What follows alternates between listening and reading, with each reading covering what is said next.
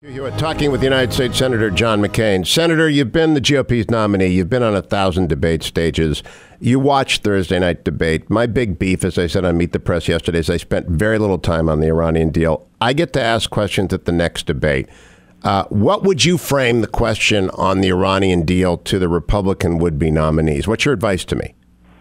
Do you support the deal? And if not, what actions would you take as President of the United States to make sure that the Iranian Republic, Islamic Republic of Iran, as the President likes to call them, will never acquire a nuclear capability? I think that's the first question that I would ask, and I would ask for some specifics, because one of the things we're going to have to do, in my view, because of ISIS as well as Iranian hegemony, attempts at hegemony, is to send more troops in the form of air controllers and some trainers and others over there if we're ever going to defeat ISIS. That would be my second question, is how are you going to defeat ISIS? Now, I know your friend Lindsey Graham has your endorsement. In the second debate with the 10, did you see anyone who stood out as a potential commander-in-chief clearly in your eyes?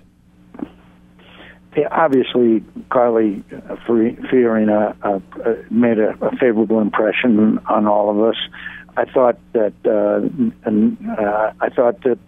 Marco did a good job. He presents himself very well. I thought that Bush did pretty well. I think that, you know, the problem with it, Hugh, as you pointed out a couple of times, is so much of the oxygen is sucked out of the room because of all the attention being on Trump that we don't really get to examine the positions of the other candidates. And with what's going on and the issue before us of this Iranian deal and continued successes of ISIS throughout the Middle East and now into Africa, we should be talking about those issues. National security, I believe, will be the number one issue in this campaign, because by a year from November, my friend, things are going to get a lot worse before they're going to get better under this president. And about Donald Trump, it's reported this afternoon he's considering taking a pledge to support the GOP nominee. Would that be a step in the right direction for him, Senator?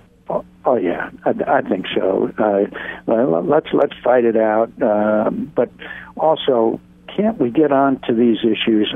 Most Americans now view, after seeing Americans beheaded on the internet, after seeing that poor Jordanian pilot being burned to death, by hearing about how these horrible people treat women.